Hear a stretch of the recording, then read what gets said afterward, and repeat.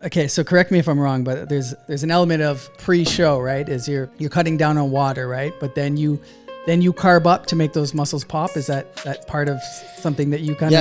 Yeah. Scientifically, what's happening is that as you deplete your carbohydrates over time, you come down slowly. I can totally relate that. The time is everything, right? And like I feel very blessed to have the flexibility in life to have that time with her. Being in this world, we're busy. We're very busy, but we also can create that flexibility and that time. A lot of people think about investing in the States that have already invested in Canada, and they think, there's too much involved. Let me tell you something. The border is just a line, right? And then once you learn that it's just a line, you can learn that the barrier to entry is not actually that difficult at all. Welcome to the Little Did You Know podcast. My guest today is Nate Atkin, father, real estate investor, fitness guru, all around good guy. He drops bombs and gems today, so stay tuned. Yes, Nate, my man. Thank you for being here. I appreciate it. So I first saw you speak at one of Corey McKinnon's events, and you just burst onto the stage, full of energy. It was incredible. I was really blown away. So that's what made me reach out to you. Started following you from that point. So I'm curious though, has public speaking, has that always been a thing you've been good at? Is that something you've trained at? Is that, where does that come from? Great question. Listen, I don't know if any of us are actually born with it. Some people say they are. Yeah. The truth is that no. The truth about me is that I grew up the opposite of who I am today. Shy, chubby, freckle-faced, kid. Right. And you know what? It's just through essentially throwing myself in the fire repeatedly. Yeah. That's got me there. When I was young, my brother was like, listen, you're going to MC my wedding. And I was like, oh, damn. This is, I was terrified. Yeah. That was kind of my first experience to throw myself in the fire. And since then, to this day, I speak at a lot of events and I'm nervous every time. But you know what? You just jump in and you know what? You make it happen. Yeah. Yep. I can relate. I was a performer, rapper for 20 years and, I did it forever. But right before going on, I would always get that in the pit of my stomach and it never goes away. And, I've heard that, once it goes away, then it's, maybe that's the time to not do it anymore. So I think it's a good thing to have that little bit of nervousness, right? Yeah, man. My wife says this, that's the wantingness to do well, right? Yeah. Know what I mean? Yeah. Absolutely, right? Yeah. Like it's not, if it wasn't there, then you probably wouldn't care, right? Yeah, so exactly. Yeah, That's difference between nervousness and a wantingness to do well. Yeah. And so have you always been a good communicator or no? Is that developed along with? Yeah, likewise. I think developed. I think that communication is definitely a strong suit of mine, right? I prioritize communication, whether it be in business, in relationships with my wife, my kids, everybody. I think communication is essential. We teach that big time in our businesses where, it's so important because, a lack of communication is when you get into problems. Mm-hmm. Yeah. 100%. I think most issues can be traced back to some form of lack of communication. So you mentioned our businesses. Yes. What might these businesses be?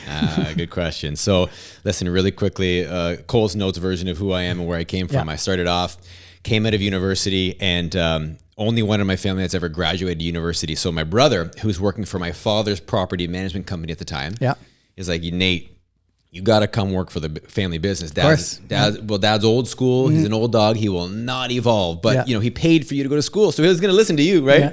So I'm like, all right, cool. No problem. I come work for the family business, property management, end up staying there for 12 years. And, we essentially put systems in place, turned the company into a successful property management business and learned everything about the trade. But I never actually loved property management per se. Right. My passion was always building sciences, construction, restoration, that kind of stuff. So I saw a gap in the market of aluminum windows and doors and supply for multi-residential buildings. So I started a company at the time with a partner, which I operate and run today by myself. What age was this? This was, I would have been my early 30s at this time. Okay. Yeah. And so started a company. We supply and install aluminum windows and doors for multi-residential buildings, like REITs, condos, things like that. I operate that company today. I'm the president and operator of that. We got systems in place. Fortunately, we've evolved, very blessed into a successful company. So that company and business is doing well. We have verticals to that, like as you know, we share the real estate field. I have a real estate investment company, Hummingbird Capital Properties as well. And actually right now in talks, just finishing up, I can't say too much about it, but of acquiring and being a partner in another vertical to real estate investing. So lots of things. And of course there's the fitness side, which is a whole other story. I'm sure we'll get into, we'll get into that for sure. What's the significance, if any, of Hummingbird? Great question. Actually, my wife and I started with that name itself evolved from some difficult and challenging times in life as a couple. My wife was actually diagnosed with cancer, and at the time we had already had investments. As I said, we don't take the easy route in life, it seems like, right? So right at the time that my wife was diagnosed, we were acquiring, a fourplex, a triplex, and we were taking on, a lot at the time, and we were looking for a name to incorporate the company, which we were already investing, but we didn't have a name and an incorporation for the company. And my wife, she was going through treatments and, kept kind of seeing hummingbirds, and we looked up what the meaning was, and the deep meaning of a hummingbird essentially at the time is, joy, happiness, and persistence. And, the things that we kind of try to encapsulate in our company, in our philosophy of life. And you know what, the brand worked and we ran with it, and, it's been really well received. Yeah, that's cool. I figured there must be a reason behind it. So yeah, thank you for sharing that. And everything okay in terms of the family now? Yeah. If you're asking quite specifically about my wife and her cancer, man, absolutely it is. Thank you. Appreciate that very much. She was diagnosed on February 14th, 2022. Yes, February 14th. My wife is an absolute beast and a machine. If anyone knows Tanya, again, 30 years of competitive professional fitness, 2 degrees and master's degrees in psychology, and cancer fuck with the wrong person. I was just going to say, this doesn't sound like someone that's going to let cancer fuck with the wrong person. My wife took that cancer, kicked it in the ass, and, she's an integrative specialist, medical specialist. She's worked with some of the best people in the world. She's now come through cancer, she's beat it, and she's now empowering other people going through the same thing and helping them to change their lives and get through it. I'm so proud of her. Love that. Love that. Yeah. Thanks so much. Family seems to be a big part of your message and your life. Obviously, looking at your socials, you talk about your family a lot. You have children. You seem to be a big part of, creating, meaning men to the world, which I think we need more of. We'll talk about that a bit more later as well. But how do you find kind of the balance with family, work, all your businesses, all this stuff, dealing with health problems? What do you do to find a balance? Oh, man, first of all, I'm so grateful that you recognize that and you speak those words about me. It means so much to me because that is the way I feel. You know what, man, I love life, right? Like I wake up every day and I'm blessed to be alive. Like I love it. And I'm so blessed to have a wife and 2 sons. And family, to answer your question from the start, family is everything to me, everything to me. And, I've given so much back to the community in terms of teaching people about health, how there is no wealth without health. But to me, it's about family. And my wife wrote in a card to me about a year after she came, through her diagnosis and through her treatments. And in that card, it was a Valentine's card, and it said, my gift to you, Nate, is having more time together again. Like I fought through this to give us more time together. And to me, the ultimate gift is time. Yeah. And I try to impress upon, men and my kids and my family to, everything that you do, do it honorably, work hard, and take care of yourself and take care of those that you love, because time is the most valuable resource, right? And so, you know what, man, like time spent with my family and my boys means everything to me. And that's really what I'm driven to do. Yeah. How old are your boys? So my oldest is 22. He lives in Nova Scotia right now. He's out there. And my youngest just turned 15 literally like 3 days ago. Okay, nice. Happy birthday. My dog Harley's birthday is February 14th. So that date has a different meaning for me. It kind of supersedes Valentine's Day for me. But that's awesome, man. I do recognize that, and it's great. I have a 2-year. She's about to be 2. So very big change, in my life previous to this to now. So I can totally relate that, the time is everything, right? And like, I feel very blessed to have the flexibility in life to have that time with her. being in this world, we're busy, we're very busy, but we also can create that flexibility in that time and design that life that we want. Well said. Yeah. Well said. So fitness, obviously you're no longer a chubby kid. Yeah, thank you. Where did the fitness journey come into your life? And then how has that evolved? Yeah, good question. I started off, I played hockey growing up, quite competitively. Yeah. And so kind of to supplement hockey, my coaches implemented like some dryland training, some working out, some kickboxing, that sort of stuff. Okay. And I went through a few different things. Like I played lacrosse in the summers, played different sports. And then when I found the gym at, kind of like, I worked out in my basement when I was young. My parents got the old like York concrete sets, that sort of stuff. But until I was about maybe 14, 15, I went to the gym. I fell in love with lifting weight. Okay. And so, you know what, I turned the corner on pretty well, being that chubby kid, and I dedicated quite a bit of time to learning about, fitness and physiques. I'd buy the Flex magazines and muscular development and all that kind of stuff. And I'd be reading it at work on my break, and learned about eating and that what I thought was healthy eating back then and that sort of stuff. So that was the catalyst to it and started it. And then, falling in love with the exercise and working out, I carried that through university. And then of course, as I mentioned, I met my wife, and when I did at the time, she was Miss Fitness Canada. Okay. So I married way up, I tell people. Right, yeah. And so I've been playing catch up ever since, right? I was going to ask if it was like who was the fitness one first, and did that convert the other one to be, but it sounds like you were both kind of on that journey, which definitely sense, Tanya. Yeah. She was like, she's literally, was Miss Fitness Canada, fitness elite, everything. And everything to do with her life has always been fitness, health, wellness, nutrition. Her education, her skill set, her businesses have been catered to that. So I actually competed. She was already competing, and I had met the guy who ended up being my coach at the time through her coach.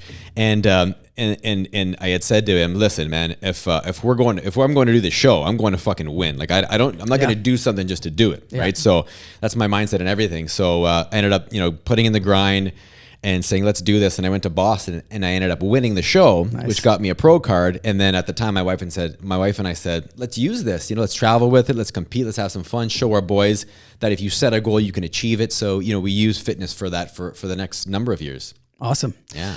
Sounds like we should have Tanya on the podcast. yeah, I think so. Yeah. That's amazing, man. So, talk about just like the world of competing, what it's like, maintaining, staying in shape. If you're on the road traveling too, it's got to be a challenge, right? So like, what is that world like? Yeah, it's very difficult. So there's two sides to this. There's the fitness side that is the healthy fitness side, and then there's the fitness side that's the not so healthy. So competing can be very unhealthy in the sense of, there's a lot of extremes you have to go to compete. And, my wife and I both are natural athletes. So it's even more difficult to do it without using any drugs, essentially, right? So it's like, to do it properly, it's there's a lot of restrictions, a lot of aggression. It modifies your lifestyle out of fitness, right? So saying no to a lot of things socially, that's what people find so difficult. I mean, because we were both doing it, it made it a lot easier, of course. But there's that side of it. It's really discipline, like anything, in terms of your question about how you do it while you're running businesses and work. Yeah. It's discipline to the max. It's like getting your ass out of bed when you don't want to, like anything. I still do it now and I don't want to. Getting up out of bed extra early, making sure that you get your morning workout in, getting to work, working all day, making sure that your meals are made and prepared for you. You're prepping meals Sundays and Wednesdays for the next few days so that your meals are on point, everything's measured and weighed. It's just discipline, man. I speak a lot about discipline and consistency, and that's no different. So you mentioned being natural. Is that world, I feel like, in modern days, there's a lot of not natural in sports, in competition and all these things. I'm curious, are you competing against people who are potentially using enhancements, or is there different categories? Is there even a category for being enhanced now, or how does that kind of work? Yeah, there is. I mean, the association that I was competing in is not tested. So I was competing against people who and also as men, there wasn't an age range, right? So when I was in my mid 30s, there were guys 21, 22, 23 I'm competing against. And you know that going into it, I accepted that. I wasn't there to make a career out of it. I was there to kind of more so prove to myself what I could do and to show my kids that you can achieve things, whatever you want to, photo shoots, magazine covers, whatever it is. It doesn't matter what it is, you can achieve it. So to answer the question about the testing and that, you're going up against people who are taking steroids and taking all sorts of different things. And today with social media, the unfortunate part is that people think that it's okay, or to look that people want to look a certain way because they see it, they think it's normal, and that people look that way year round. It's bullshit. Get that out of your head. It's not normal to have 5% body fat year round. It's also unhealthy, right? So, we speak a lot and teach a lot about how you can have a great physique and feel great about yourself, look good and feel good year round, and you don't have to go to those extremes. So you said you won the competition that you entered. Was that, is it a weight class? You said there wasn't ages, but was it a weight class or a? So this was a men's fitness category in Boston. And and back then there weren't as many people competing, right? I had maybe 30 guys against me in my category, but for men, there were only 3 categories back then. There was mine, which is, it's untested and it's more of like a fitness physique look. And then there's the muscle model, which are like massive people. And it's not tested on purpose, which is fine. I have nothing against steroids, by the way, if it's a choice that you make. But so the competition that I was in is just a men's physique category. So it's across the board. It's like you can essentially, and it was amateur, of course, because I was trying to get a pro card. So, anyone can enter it as long as you meet certain relatively simple qualifications and compete in it. Okay. And do they take the hair into consideration? Because it's beautiful. Hair's on point. And of course they do. Absolutely. That's part of it, right? Thank you. They take the hair, the suit, everything comes into consideration. And did you have any like idols growing up, fitness idols that you kind of, Man, that's aspired to be? That's a great question. I didn't. I was not into fitness at all. Okay. It's funny. Growing up, I've always been real. Like my idols were real people. Like I had a coach that was an idol. I had a teacher that was an idol, right? For sure. In terms of fitness, I used to buy the Flex magazines and the Muscular Development magazines. And my era was like Dorian Yates and Ronnie Coleman. And I was in awe by the size of these men. I thought it was real cool. I never necessarily wanted to be that big, but I learned a lot about how to train, about nutrition, about molecular, cells and different things with supplements from that. But I didn't have a fitness model idol. I remember though, one day sitting on my couch and I was watching on TV, there was this competition and there was Steve Cook and there was Sean Stafford. This was a world championship competition with these fitness models. These guys were like goddesses. And I remember thinking like, I'm in pretty good shape, but I want to be on that stage one day because I want to prove to myself that I can take my physique to the next level. I've always worked out, but I've never competed at that point. And when I said it in my mind, I'm like, that's it. This is what I'm going to do. And that road was maybe 4 years from that day to the day I actually got it. But when I said I'm doing it, that was it. Cool. Yeah. No, I love that, man. So what does a cheat day look like for you? Good question. So I'm not on a particular strict diet right now, if you will. I eat holistically. I eat nutritionally dense food, healthy, pretty well all the time. I'm like an 80-20 guy where I eat healthy 80% of the time and 20% I eat, what people would call a cheat meal. A real cheat meal, for those listening, is really when you're on a particular, we'll call it a diet for lack of a better term, but when you're on a meal plan towards a goal. And if a good example would be when we're preparing for a show, if you're restricting your carbs because you're cutting down, what happens is you're depleting your glycogen. So as you reduce your carbohydrates, your glycogen stores are depleted. So an actual carb up or a real cheat meal by definition is you're going to replenish your glycogen stores, your carbohydrates. A lot of people use cheat meal as an excuse. Like, I ate kind of decent this week, so I'm going to go eat, 2 pizzas and have a bunch of beers. That's not really what a cheat meal is, right? That's not what you're supposed to be doing. Right. But for me, like, for example, things I love to eat. I love pizza. I love like burgers and fries. I love to, we go out for dinner quite a bit as a family. We enjoy that socially now that my kids are older. So we use that as a tool to go out and eat together and enjoy social time that my boys are older. But some of the things I love are some of those foods that you would typically expect somebody to love, right? Yeah. Pizza's the ultimate, I think, for a lot of us. Absolutely.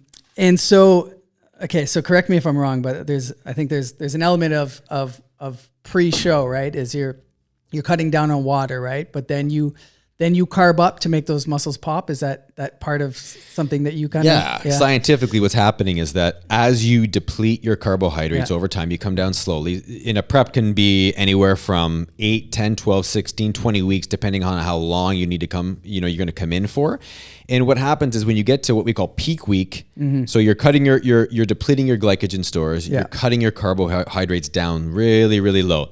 And then right before the show, you get to a point where we do what's called, you do a water load, actually, right? Okay. A water depletion and a water load. Some people play with salts and sodium and different things like that. It all depends on what it's person specific. It depends on what you look like, how you feel. If you've prepped before, your body reacts differently to different things. But in principle, yes, you're kind of depleting your glycogen stores. And then just before the show, you're replenishing your glycogen by carbing up dramatically. So for example, if you're going from having essentially almost no carbs for a few days, just vegetables, you call it 30 carbs a day, to 400.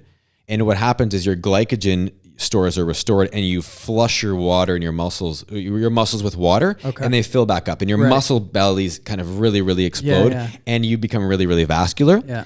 And that lasts, there's a window there. Yeah. And if you do if you spill over, that means that you've gone too far and then your muscles flatten out. You get full, but you flatten out. And then on the stage, those lights are not very forgiving. They show everything. So you got to make sure that you time that just perfectly. There's a science there. Yeah, no, I really like I've always kind of watched it from afar.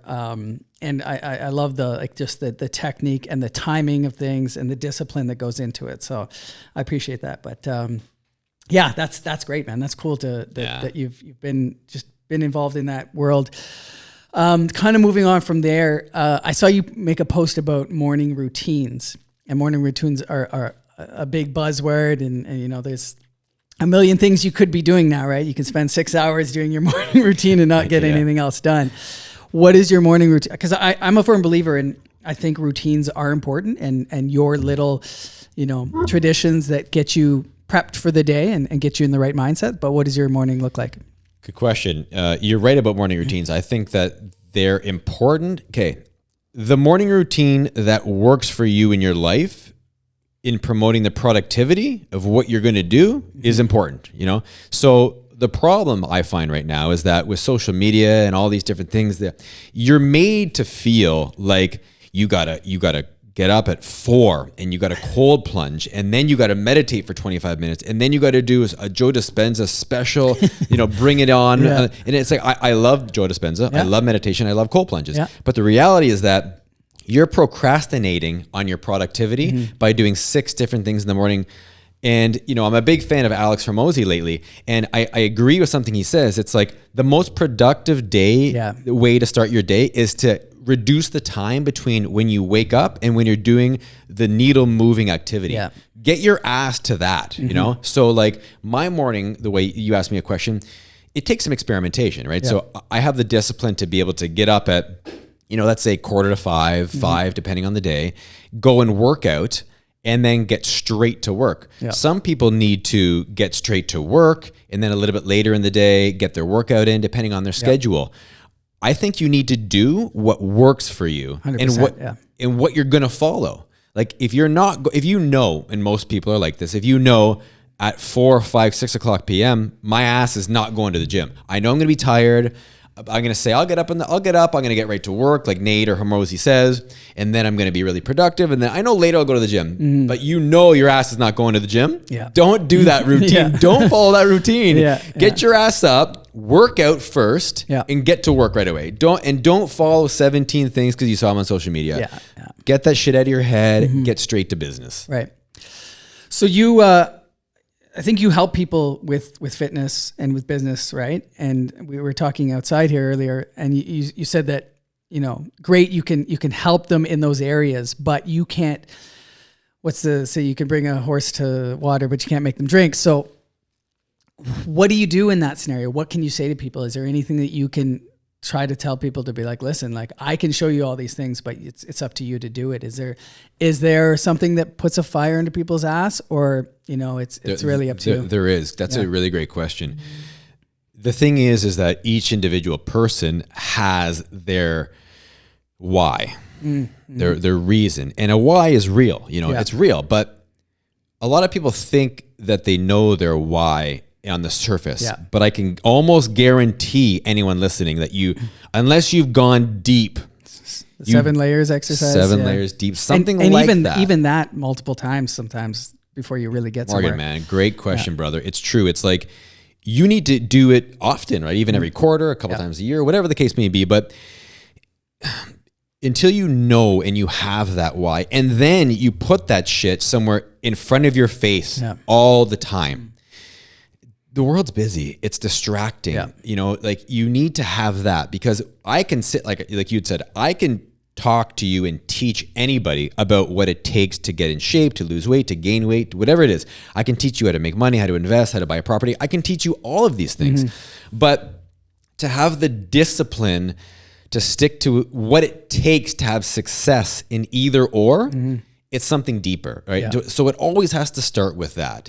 And I do a lot of talks in real estate communities, at events and different things like that, mostly on health, mostly on how, in my opinion, wealth needs to take a back seat to health, because we dedicate so much time now. Like, don't get me wrong, I love wealth. I think wealth is very important. And in fact, I would argue we're obliged to accumulate wealth, but wealth will mean nothing if you have no health. Yeah.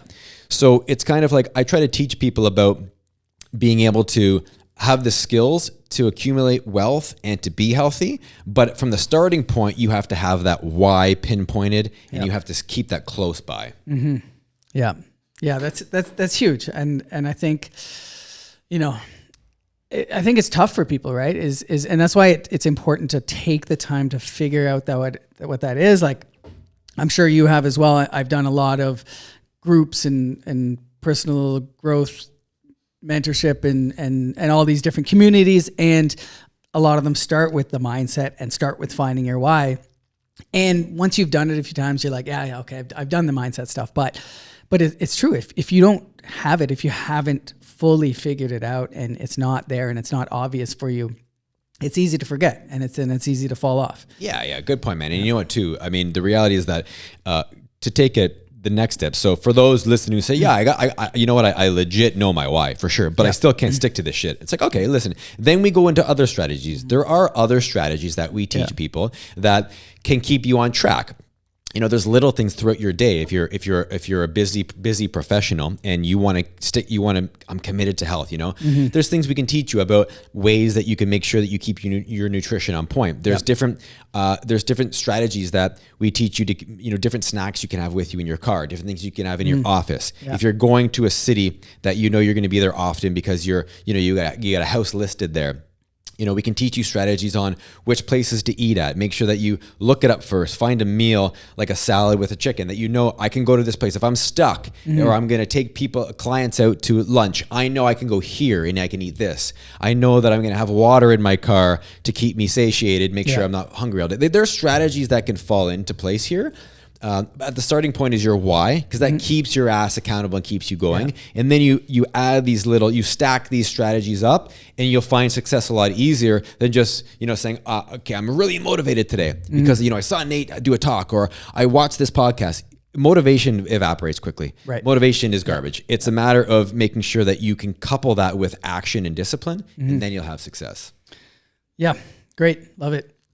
So switching then from health to wealth and real estate investing, can you just kind of walk through? I know you talked about the property management company, and then the window and door company, and so where are you at now in terms of investing, in terms of areas, strategies? What's happening there? That's a great question, my man. It's been a changing world these last absolutely. Few years and of course few months. We are very heavily focused right now on a couple of different things. So. We have a portfolio of properties in Hamilton and GTA West, and I'm a dual citizen. Okay. And so I'm an American and a Canadian through birth. So my mom's American. Okay.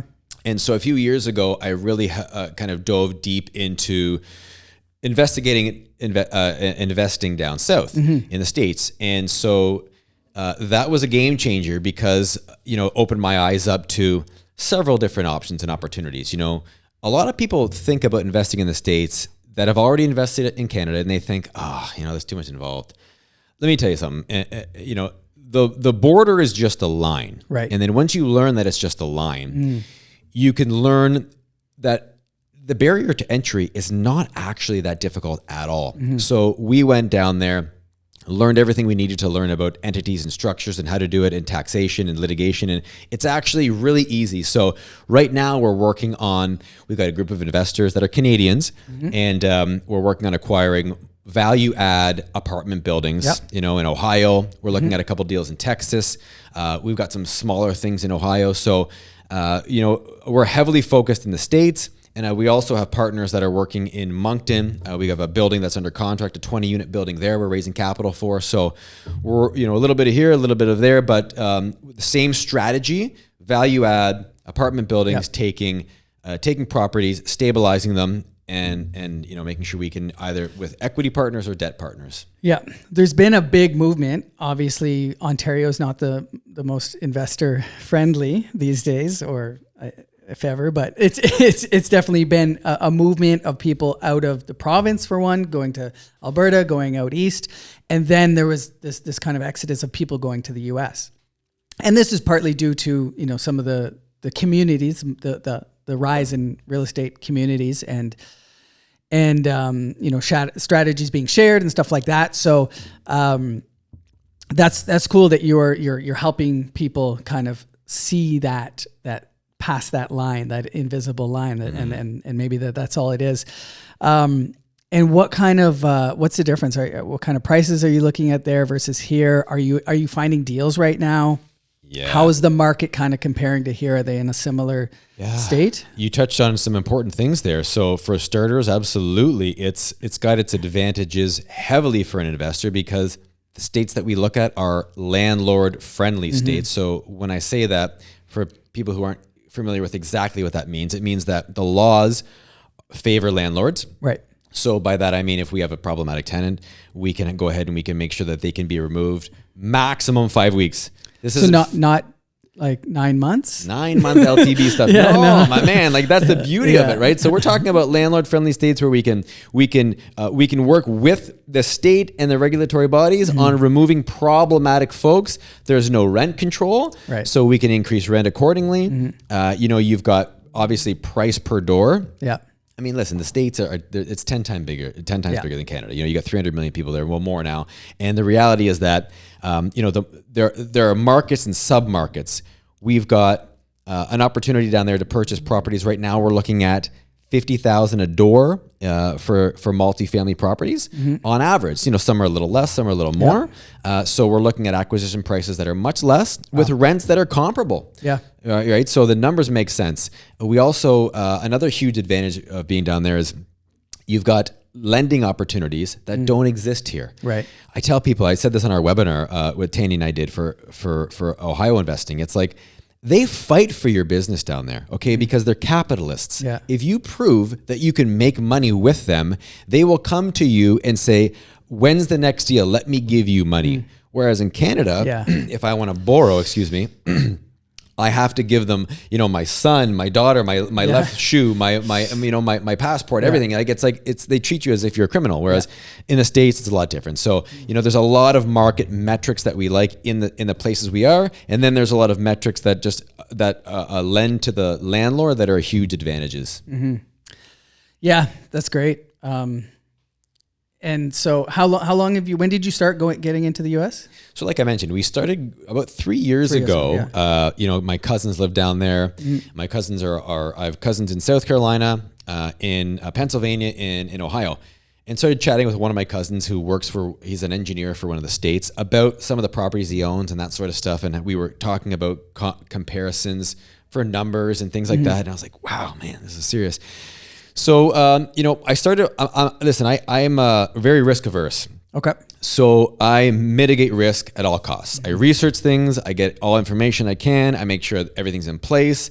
I don't just jump and then fall into a shitstorm. Yeah. I jump not knowing everything because I think you have to, but I mitigate risk as much as possible. So we took, the first year and a half while we were stabilizing things here to really learn everything. And then about the last year and a half, we've gone full steam ahead. So, but of a year and a half of investing, but 3 years of really diving deep into it. Right. And so that's what it takes. I mean, so taking action obviously is the most important part, but making informed decisions, I think is very important. And like I mentioned, there's been a huge uptick, I think, in the real estate investment, sharing of knowledge, communities, courses, all this kind of stuff. And, great. But, I think it's made it seem, especially with the last couple of years, the way things happen, that it's very easy to do, that you can just jump in, start making some money. And I think now a lot of people are learning a quick, hard lesson and hopefully can come out of it, not too scathed. But I'm curious on your thoughts on just the uprise, because you've been doing it for a while. So I'm sure you've noticed, like, okay, now everybody's a real estate investor. Hey man, you laid that out perfectly. The truth is that, and my man Gary says this, and I agree, I love the fact that there's fear back in the market, because when there was no fear, there was recklessness, there was ruthlessness, there were people who were not qualified doing things that they shouldn't have been doing with their capital or other people's capital. And getting away with it for a brief time. The market was bailing them out. Yeah. So the market was allowing them to make poor decisions. We're back now to, listen, I think the market right now is in a great spot for people who want to invest. Yeah. I'm very bullish. I think it's phenomenal. I think that right now is the time you should be investing. But like you said, we learn, we educate, we mitigate risk. And you're right, a lot of the educational platforms, there are some great ones, but there are so many of them that jumped on the train of it being a fad, because COVID made everybody want to work from home and do something else. We said, oh man, I don't like the way my life has been working for the man the last however many years. I don't want to just go to an office and work for somebody else. What else can I do? So the real estate investing world saw that and said, hey, let's teach everybody how to invest in real estate, and gave everyone this false sense of, you can just be a real estate investor for a career. You can just drop everything. But the reality is that you can't just buy a couple duplexes and live off of the cash flow. It's not going to happen, especially when interest rates go up by 6% in 1 year, right? So it's like there was that false sense of reality provided to people. And now, like you said, people are seeing that, oh, damn, like there's a lot more involved here than I just thought. Right. And that's where we are now. Yeah. And so are you actively like mentoring people, or how can people, where do you recommend people go if they want to learn? Excellent question. And you mentioned earlier about fitness and wealth and all this stuff. I do not monetize fitness at all. Okay. I speak at events because it's a huge passion of mine to give back and to help people live a healthy life. And when it comes to wealth, as it stands right now, I help and mentor people through through investing, right? So I mean, I talk to people all the time. I'm here to help, but I'm not a coach. If you will. I don't monetize teaching people how to invest in real estate. Not right now. I've looked into potentially forming something to that extent, or joining hands with someone else who I believe in. Yep. But right now, through Hummingbird Capital Properties, we help investors either by joint venturing with them, and in that process, we teach them, or if they want to invest in deals that we have going on, they'll learn the whole process properly and mitigate risk that way. Right. Or not. I guess if their interest isn't in actually learning and they just want to invest some money. Passively invest. And obviously we have a lot of passive investors who kind of, are happy with the returns that they're getting. And that way, and you know what too, quite a few folks that passively invest do actually love it because they are learning. We do as part of our our internal educational platform through newsletters and information and P&Ls and things that they're getting. They're seeing what's happening with the property, how you stabilize a property, what the things that we're doing, the strategies we use to take it from what it was to what it is and what it's going to be to provide those returns. It's a really cool experience to go through that. For sure. And it sounds like you've built out an actual business, where you have all the checks and balances in place. You just mentioned newsletters, P&Ls, all these things that you're not just, hey, I got a contract. Do you got some money? And Hey man, another great point. A lot of people did do that during that time, right? Where you can get a property and no matter, it's going to cash flow no matter what, because you're getting essentially 0% on it. And so they're taking on partners, they're buying properties and they didn't build an actual business, not a sustainable business. So yeah, you're right. I take pride in that. And it's not because I started off as a real estate investor. It's because I started off as a business owner, an entrepreneur, built businesses, and then now implement those in our real estate investing business. So yeah, I appreciate you recognizing that. For sure. And it's not to knock anybody. You got to start. You don't start where you are. You can't look at somebody's 10th year and want to be there. But I think it's important to want to learn those processes and put them in place if you're going to have longevity in this business.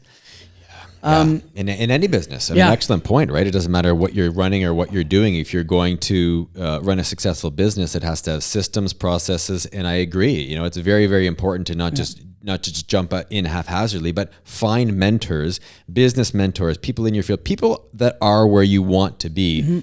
I'm always in the process of seeking my next mentor. I love it. I love to invest in education. Mentorship, I think, is very important. So is your family involved in the business? Are your sons involved in the business? They are, and the fact that I love to get them to come out and do demos for me. Okay. I love teaching hard work, right? Yeah, they are to that extent. My youngest loves to. He always says to me, "Dad, when can I make some extra bread?" Right? So he knows that if we acquire a property and we need to do a demo, I get him in there. Him and his boys are in there. Nice. They're slinging hammers and working. Yeah. My older son is out in Halifax right now. He's working for an automotive company. And they definitely are going to be part of the business, to some extent. They have been, and they will be. And my wife as well. So I'm a big family guy, as you know. Yeah. The door is always open for them. I try not to push, even just the educational component of it. You had a question earlier about the kids, and we implement this thing called Grow School at home. My one son wants to call it Get Your Bread Up School, right? Where basically we talk about financial education and what it means, because I think that's not taught in school. Yeah. It's a big part. So having them learn about assets and liabilities and credit and things that are actually applicable to them in their lives. We do that all the time, even if it's just subconsciously, so that, they have that skill set. Well, that's setting them up for success in whatever business they want to go in, because you're right, it's not taught. And I think it's extremely important to ensure that's implemented at home. So raising two sons, we talked about this a little bit earlier, and the kind of push against masculinity over the last couple of years, and which has kind of swung the pendulum to this rise in talk of it being okay to be a man again. Not that it never wasn't okay, but it's kind of this given rise to this whole ultra masculine side as well. So I'm curious to your thoughts on that whole thing. Man, let me sit up for this. You hit a topic that I'm passionate about, brother. Let me tell you right now. Let's go. Quite frankly, the swing I think it's been a long play, to be honest with you. I think that it's man. I'm trying to sit up here. Let me just make sure I'm all ready for this, right? Quite frankly, the swing like I said, I think it's been a long play. I think it's been in place for a long time now. The strip of masculinity by society. There's different opinion as to where that comes from. I think it comes from an agenda from far higher up, and the problem is that the pendulum. Listen, there was a time where there was an unhealthy level of masculinity in society, to the extent where obviously women were oppressed and there was a problem there, right? The pendulum swang, and it got over to a point where I think that things were somewhat balanced.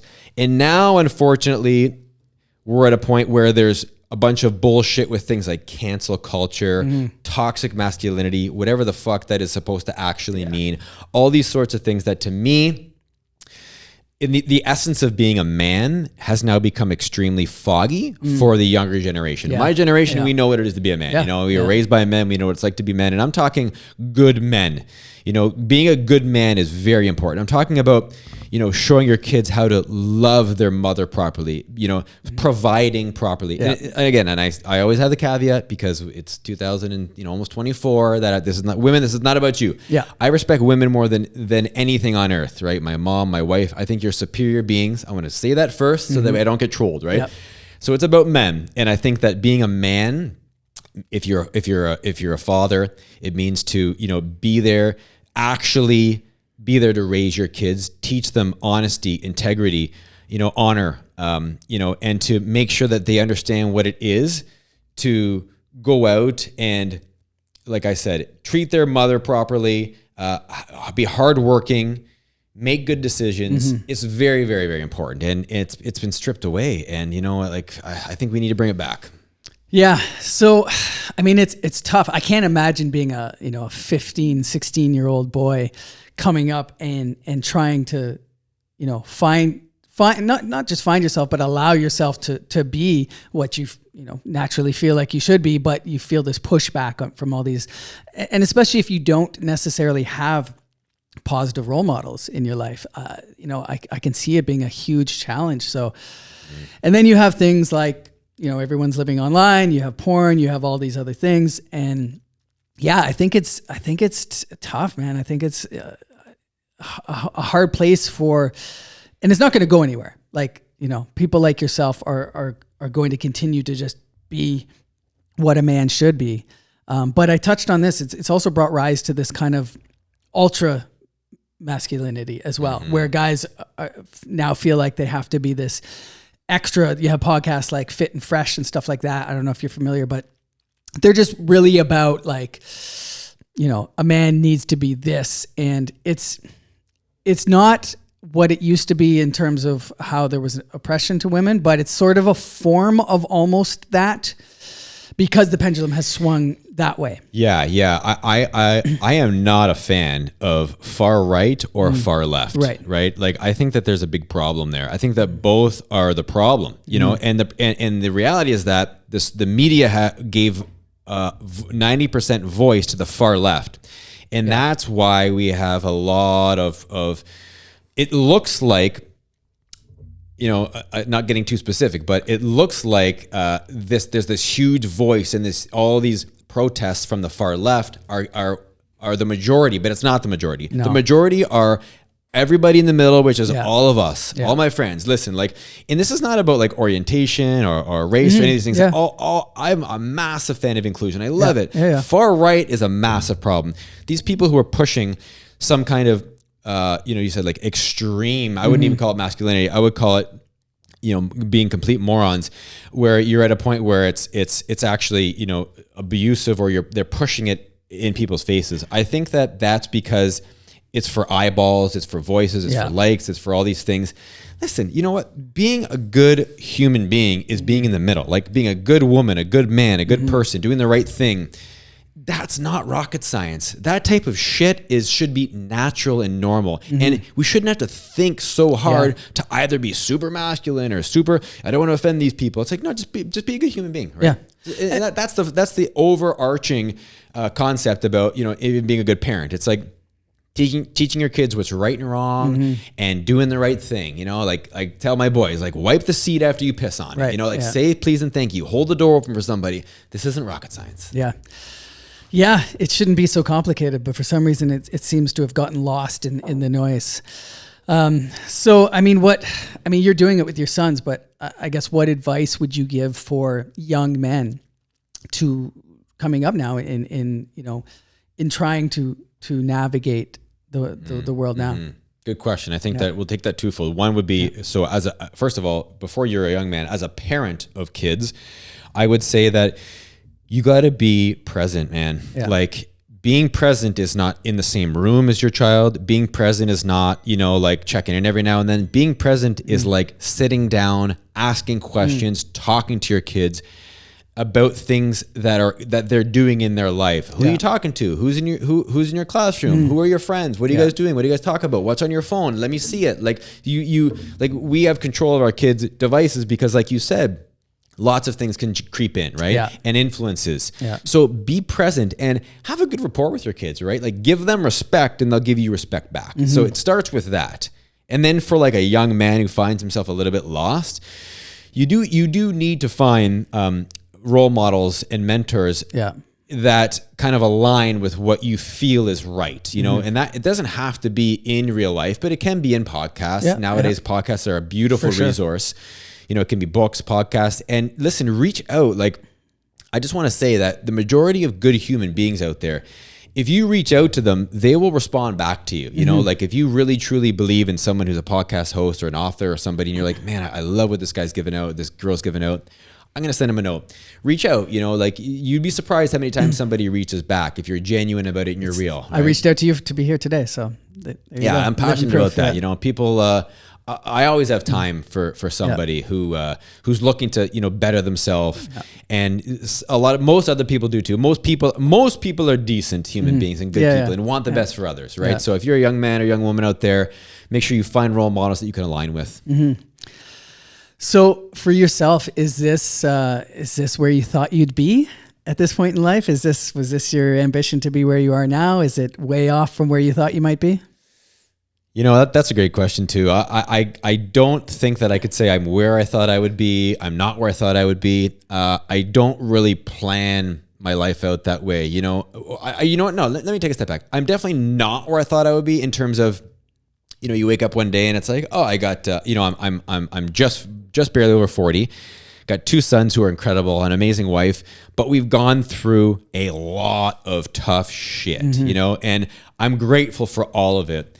But I didn't think that I'd be 42 and I would have a wife who's, you know, gone through cancer, and I'd have like, you know, all these other, you know, battles and struggles and mountains I've had to climb. And those battles and mountains have made me who I am, and have this like relentless approach to life that, you know, nothing's going to stop me. Like, I'll tell you now, like, motherfucker, I'm going to go through any wall. If you join hands with me, we are going to win no matter what, no matter what it takes. I'm not stopping, you know, like, it's like, and if you're going to compete with me, just know you're going to lose, because I'm not going to stop. And I got no timeline. It's like, if it takes a week, if it takes a month, if it takes a decade, if it takes a lifetime, I will not stop. Right. So that part of my life where I am now is like, you know what? I've already won the game of life. I married my soulmate, and I got 2 beautiful boys.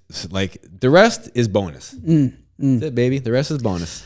So how do you, and this I'm really asking, like, for myself right now, just as we're having this conversation, what do you do, or do you have any ways that you can talk about how you keep the family together, keep the family on track? It's not easy, right? It's definitely not me. You know what? Like, I would love to take all the credit for it. My wife is an incredible machine. My kids are both amazing, and that's only because we put hard ass work in for 20 years, right? It's just genuine care. Like when you actually, it's taking action because you care, right? I'm just thinking about waking up every day. There's always shit I don't want to do. There's always things I don't want to do, but you do it anyways, you know? When times are good, it's easy to do stuff that are hard. But when times are tough, that's the most important time to just make sure you get your ass up and you keep going. And keeping the family together through tough times is because, you know, it's in there. You want to so badly. You got that vision and passion, like I said.